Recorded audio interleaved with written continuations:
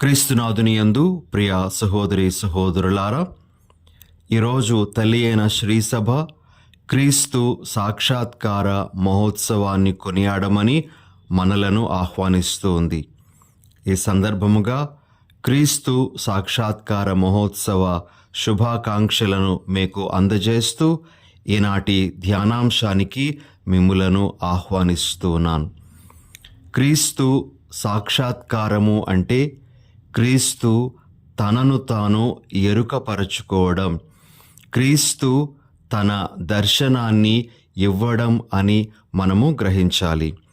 మత్తయి సువార్త 2వ అధ్యాయములో మనము 1వ వచనం నుండి 12వ వచనం వరకు ఉన్న వాక్యాలను ఈరోజు సువార్త పఠనంగా గ్రహిస్తూ ఉండగా, మరి ఆ వాక్య భాగంలో జ్ఞానులు తూర్పు దిక్కున నుండి యెరూషలేమునకు వచ్చి, యూదుల రాజుగా జన్మించిన శిశువెక్కడ, ఆయన నక్షత్రమును తూర్పు దిక్కున చూచి మేము ఆరాధింపవచ్చితిమి అని చెప్పడము, తరువాత వారు బెత్లెహేములో యేసు ప్రభువుని కనుగొనడం, ప్రభువును ఆరాధించి తాము తీసుకొని వచ్చినటువంటి విలువైన కానుకలను ఆ ప్రభు పాదాల చెంత సమర్పించి తిరిగి తమ దేశాలకు వారు వెళ్ళిపోవడం అనేటువంటి ఆ ఘట్టాన్ని మనము ఆలకిస్తూ ఉన్నాం. ప్రియులగు సహోదరి సహోదరులారా, మరి ఈ పండుగ నాడు ప్రభు మనకు నేర్పించే విషయాలను ఈరోజు మనము సావధానంగా నేర్చుకోవడానికి ప్రయత్నం చేద్దాం. మొట్టమొదటి సందేశం ఈ పండుగ మనకు ఇస్తున్నటువంటిది, మరి ముఖ్యంగా ఈ ముగ్గురు జ్ఞానుల నుండి మనకు ఇస్తున్నటువంటిది ఏమిటి అంటే, మనము ఆ జ్ఞానుల వలె దేవుని కొరకు వెదకడం అనేటువంటిది చెయ్యాలి అని ప్రభు మనకు నేర్పిస్తూ ఉన్నారు.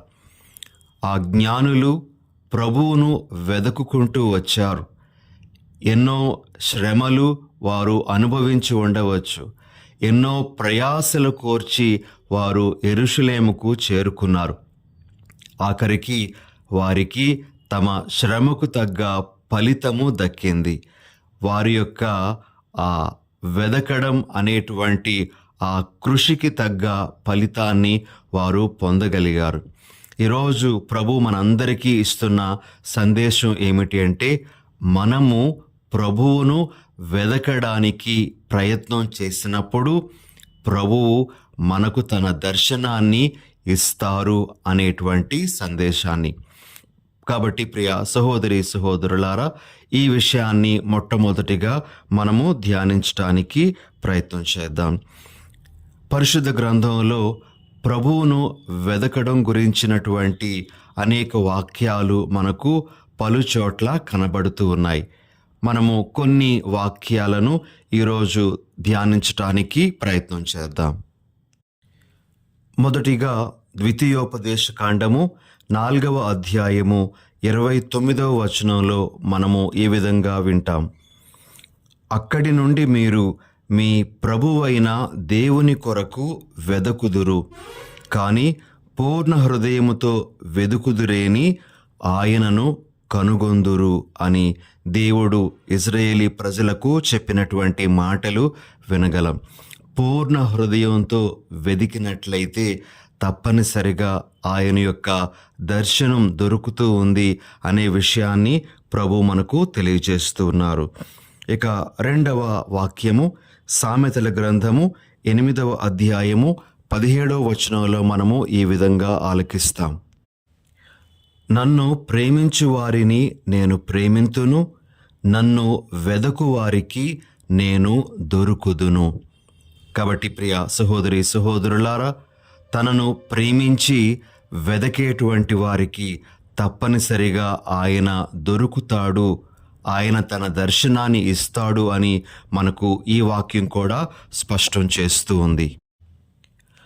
3వ వాక్యం ఇర్మియా గ్రంథము 29వ అధ్యాయము 13వ వచనంలో మనము ఈ విధంగా ఆలకిస్తాం. మీరు పూర్ణ హృదయముతో నన్ను వెదకుదురు, నేను మీకు దొరుకుదును. మరొకసారి ప్రభు పూర్ణ హృదయంతో వెదికినట్లయితే తాను దొరుకుతాను అని, తన యొక్క దర్శనము లభిస్తూ ఉంది అని ఆయన మనకు తెలియజేస్తూ ఉన్నారు. ఇక యేసు ప్రభు యొక్క మాటల్లో కూడా ఈ వెదకడం గురించినటువంటి విషయాన్ని మనము ఆలకించుదాం. మత్తయి సువార్త 7వ అధ్యాయము 7-8 వచనాలలో మనం ఈ విధంగా ఆలకిస్తాం. అడుగుడు మీ కొసగబడును, వెదకుడు మీకు దొరుకును, తట్టుడు మీకు తెరువబడును. ఏలయనా అడిగిన ప్రతివానికి లభించును, వెదకిన ప్రతివానికి దొరకును, తట్టిన ప్రతివానికి తెరువబడును. ఈ విధంగా గొప్ప వాగ్దానాన్ని యేసు ప్రభు కూడా ఇస్తూ ఉన్నారు. తనను వెదకేటువంటి వారికి ఆయన తప్పనిసరిగా తన దర్శనాన్ని ఇస్తాను అని. అయితే ప్రియ సహోదరి సహోదరులారా, మనము ఆ ప్రభువును వెదకడం అనేటువంటిది చాలా తీవ్రమైనటువంటి ఆశను కలిగి ఉన్నట్లుగా ఉండాలి. వెదకడం అనేటువంటిది ఆషామాషీగా లేదా ఏదో ఒక ఆటపాటల్లాగా కాకుండా అది ఒక తీవ్రమైనటువంటి కోరికతో మనము చేస్తున్నటువంటి కార్యముగా ఉండాలి. మనకు దీనికి సంబంధించి 42వ కీర్తనలో 1-2 వచనాలు చాలా స్పష్టంగా తెలియజేస్తూ ఉన్నాయి. ప్రభు సెలయేటి నీటి కొరకు దప్పికగొనిన దుప్పి వలె నా హృదయము నీ కొరకు తప్పించుచున్నది.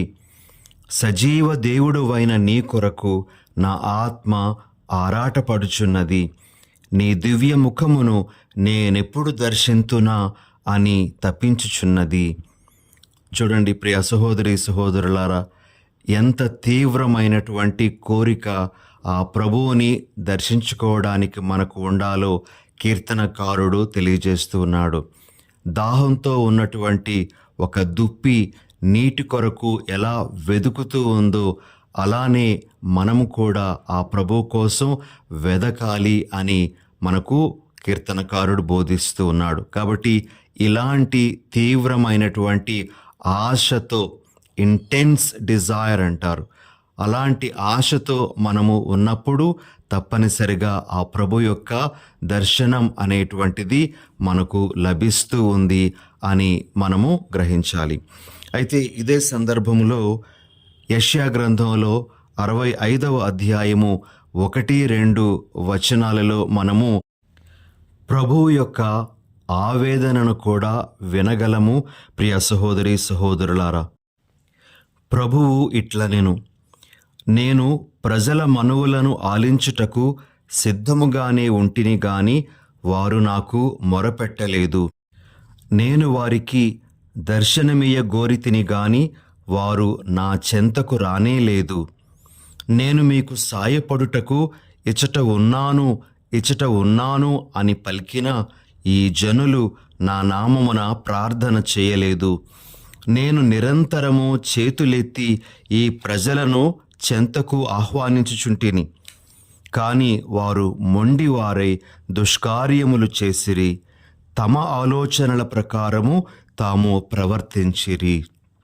చూడండి ప్రియ సహోదరి సహోదరులారా, ప్రభువు తన దర్శనం ఇవ్వడానికి ఆయనే మనలను ఆహ్వానిస్తున్నట్లుగా కూడా ఇక్కడ ఈ వాక్యంలో మనము చదువుతాం. అయితే మనము ఆయన ఇచ్చినటువంటి ఆహ్వానాన్ని తిరస్కరించడం, మన ఇష్టం వచ్చినట్లుగా మనం జీవించడం వలన కూడా ఆ ప్రభు యొక్క దర్శనాన్ని కోల్పోతూ ఉన్నాము అని ప్రభు మనకు తెలియజేస్తున్నట్లుగా ఇక్కడ మనము గ్రహించాలి. ప్రియులగు సహోదరి సహోదరులారా, ఈ సాక్షాత్కార పండుగ దినాన మనము ప్రభువును ఏ విధంగా వెదకాలో కూడా మనము తెలుసుకోవడానికి ప్రయత్నం చేద్దాం.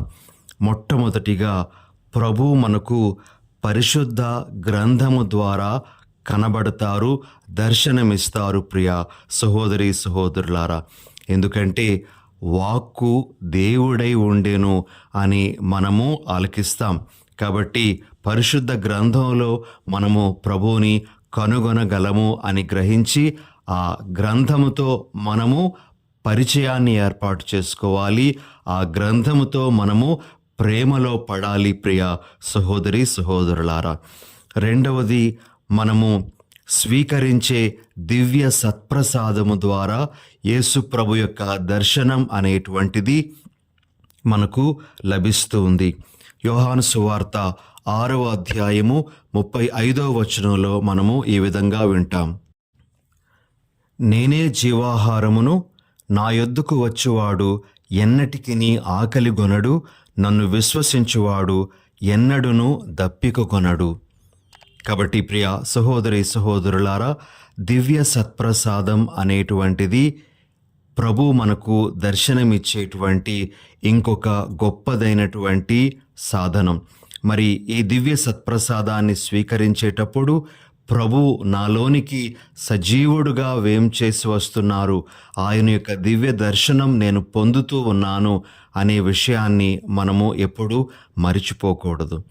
ఇక మూడవ సందర్భం, ఆ ప్రభు యొక్క దర్శనం మనకు లభించేటువంటి సమయం ఏమిటి అంటే, మనము ప్రేమ కలిగి జీవించిన నాడు, ప్రేమ అనేటువంటి పుణ్యంలో మనము ఎదుగుతూ ఉండేటప్పుడు ఆ ప్రభు యొక్క దర్శనం అనేటువంటిది మనకు కలుగుతూ ఉంది. యోహాను సువార్త 14వ అధ్యాయము 23వ వచనంలో మనము ఈ విధంగా యేసు ప్రభు మాటలను వింటాం. నన్ను ప్రేమించువాడు నా మాటను పాటించును, అప్పుడు నా తండ్రి వానిని ప్రేమించును, మేము వాని యొద్దకు వచ్చి వానితో నివసింతుము. చూడండి ప్రియ సహోదరి సహోదరులారా, మనము ప్రేమలో జీవిస్తూ ఉండేటప్పుడు తప్పనిసరిగా ఆ ప్రభు యొక్క దర్శనాన్ని మనము పొందగలము అని ప్రభు మనకు తెలియజేస్తూ ఉన్నారు. కాబట్టి మొట్టమొదటి సందేశము, మనము ప్రభు కొరకు వెదకడం అనేటువంటిది అలవాటు చేసుకోవాలి. పూర్ణ హృదయంతో ఆయనను వెదకేటప్పుడు ఆయన దర్శనం అనేటువంటిది తప్పనిసరిగా మనకు లభిస్తుంది అని గ్రహించాలి. మరి కథోలికలంగా, క్రైస్తవులంగా వాక్యము ద్వారా, దివ్య సత్ప్రసాదము ద్వారా, ప్రేమ అనే పుణ్యము ద్వారా ఆ ప్రభు దర్శనాన్ని మనం పొందడానికి ప్రయత్నం చేయాలనేటువంటిది ప్రభు ఈరోజు మనకిస్తున్న సందేశం. ఇక రెండవ ముఖ్యమైనటువంటి సందేశము ఈ పండుగ నాడు మనకిస్తున్నటువంటిది ఏమిటి అంటే, ప్రియ సహోదరి సహోదరులారా, ఈ ముగ్గురు జ్ఞానులు ఖగోళ శాస్త్రంలోనూ జ్యోతిశాస్త్రములోనూ నిష్ణాతులుగా మనం చెప్పవచ్చు. ఎందుకంటే ఆకాశంలో నక్షత్రం కనబడినటువంటి విషయాన్ని వారు గమనించారు. అది దేనికో సూచిక, ఒక మహానుభావుని జన్మకు అది సూచికగా ఉంది అని వారు గుర్తించారు. వెంటనే తమ యొక్క ప్రయాణాన్ని వారు ప్రారంభించారు. ప్రియ సహోదరి సహోదరులారా, గమనించండి, వారు యెరూషలేము చేరుకున్నంత వరకు తమ పాండిత్యం మీద, తమ జ్ఞానము మీద ఆధారపడ్డారు. యెరూషలేముకు ఎప్పుడైతే వారు వచ్చారో వారికి ఆ నక్షత్రము కనబడలేదు. వారు హేరోదును కలుసుకున్న తర్వాత హేరోదు అక్కడ ఉన్నటువంటి ఆ శాస్త్రులతో విచారించిన తరువాత వారికి బెత్లెహేములో ఆ రాజు జన్మించాడు అనే విషయం తెలుస్తుంది. దీనిని బట్టి మనము గ్రహించాల్సినటువంటి విషయం ఏమిటి అంటే, మన యొక్క లోక జ్ఞానం అనేటువంటిది సంపూర్ణమైనటువంటిది కాదు. ఈ లోక జ్ఞానము కూడా బైబిల్ మీద, గ్రంథము మీద ఆధారపడి ఉంటుంది అనే విషయాన్ని మనము గ్రహించాలి. వారు అంతవరకు నక్షత్రం ఆధారంగా వచ్చినప్పటికీ కూడా అక్కడ ధర్మశాస్త్ర బోధకులు, ప్రవక్తల ప్రవచనాలను తిరగవేసి వాటిలో ఉండేటువంటి విషయాన్ని చెప్పిన తర్వాతనే వారు బెత్లెహేమునకు వెళ్ళగలిగారు. ప్రియ సహోదరి సహోదరులారా, ఇక్కడ మనము నేర్చుకోవలసిన ఒక విషయం ఏమిటి అంటే, మతము ఏనాడు విజ్ఞానానికి, సైన్స్కి వ్యతిరేకం కాదు. కానీ మతము అనేటువంటిది మన యొక్క విజ్ఞానానికి మూలమైనటువంటి దానిని కూడా మనకు తెలియజేస్తూ ఉంది. మనము సైన్స్నే దేవునిగా కొన్నిసార్లు కొలుస్తూ నిజదేవుని ఆరాధించడం అనేటువంటిది మానివేస్తూ ఉంటాం. మరి ఇలాంటి సందర్భంలో ప్రభు మనకు ఈరోజు ఇస్తున్నటువంటి ముఖ్యమైనటువంటి సందేశం ఏమిటి అంటే, మరి దేవుడు గొప్ప మేధావి అని, ఆయనను మించినవాడు మరొకడు లేడు అని, మరి సమస్త జ్ఞానము ఆయన నుండే ఉద్భవిస్తూ ఉంది అని మనము గ్రహించాలి అని మరి ప్రభు మనకు తెలియజేస్తూ ఉన్నారు.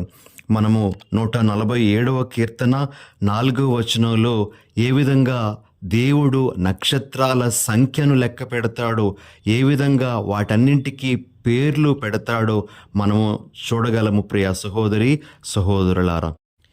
కాబట్టి మన విజ్ఞానానికి దేవుడే మూలము అనే విషయాన్ని మనము ఈరోజు గ్రహించాలి అని ఒక సందేశము మనకు వస్తూ ఉంది. ఇది 2వ సందేశంగా మనము గ్రహించాలి.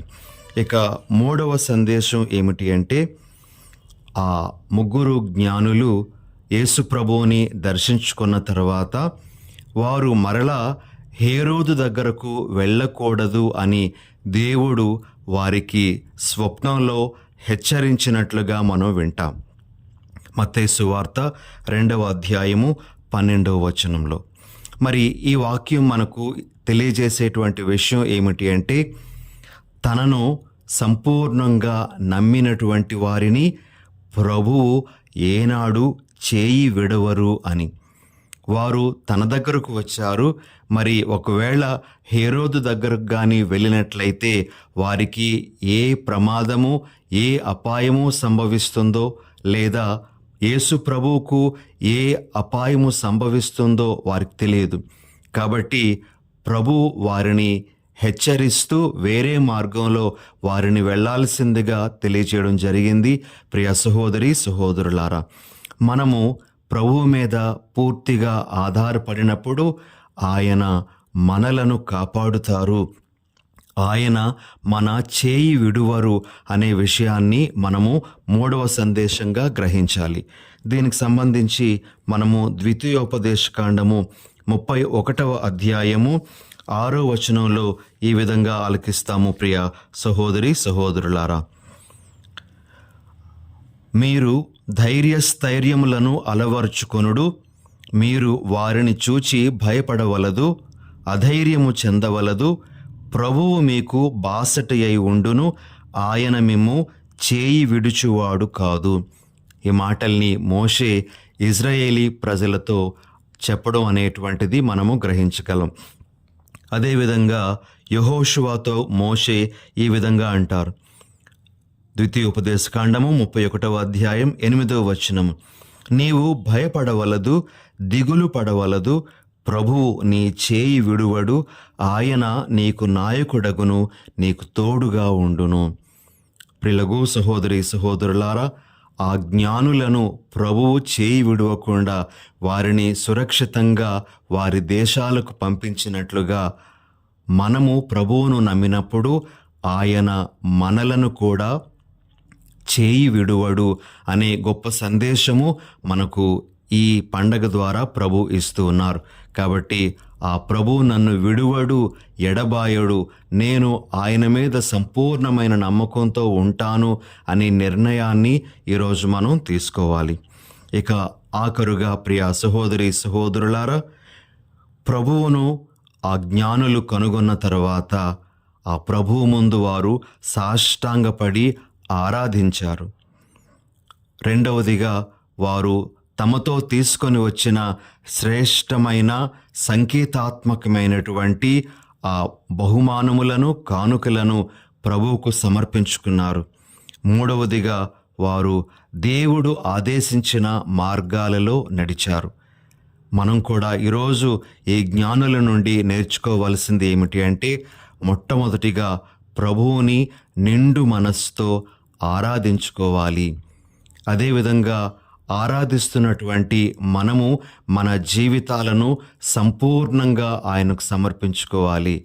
మనం ఇవ్వగలిగేటువంటి శ్రేష్టమైనటువంటి కానుక మన జీవితమే. ఇలా సమర్పించుకున్న తరువాత మనము దేవుడు చూపించే మార్గాలలో నడుచుకుంటూ వెళ్ళాలి. ఇది ప్రభు మన నుండి కోరుతున్నటువంటిది. ప్రియ సహోదరి సహోదరులారా, మరి ఈ సందేశాన్ని కూడా ఈ పండగ రోజు మనము గ్రహిద్దాం. ఇలాంటి విలువైన సందేశాలను ప్రభు ఈ పండగ నాడు మనందరికీ ఇస్తూ ఉండగా వాటిని మనము మన జీవితంలో అవలంబిస్తూ వాటి ప్రకారంగా మన జీవితాలను నడిపించుకోవడానికి ప్రయత్నం చేద్దాం. ప్రార్థన చేసుకుందాం. దయగల ప్రభువా, ఈ క్రీస్తు సాక్షాత్కార పండుగ నాడు మీరు మాకిచ్చిన ఈ విలువైన సందేశాలకు గాను మీకు స్తోత్రాలు. ప్రభువా, ముఖ్యంగా మిమ్ములను మేము వెతికినట్లయితే తప్పనిసరిగా మీ దర్శనం మాకు లభిస్తూ ఉందని మీరు మాకు చెప్తూ ఉన్నారు. వాక్యంలోనూ దివ్య సత్ప్రసాదములోనూ ప్రేమ అనే పుణ్యములోనూ ప్రభువా మిమ్ములను వెదకే భాగ్యాన్ని మాకు అనుగ్రహించుమని మా ప్రభువైన యేసు నామమున అడిగి వేడుచున్నాం తండ్రి. ఆమెన్.